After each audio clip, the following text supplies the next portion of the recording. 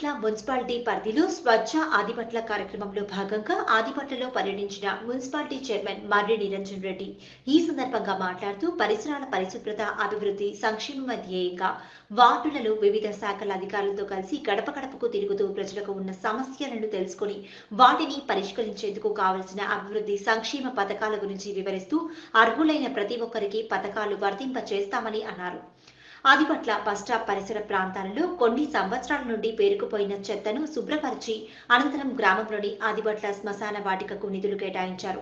మరియు ఎస్సీ శ్మశాన వాటికకు మరమ్మత్తు పనుల కోసం 20 లక్షల రూపాయలను కేటాయించారు.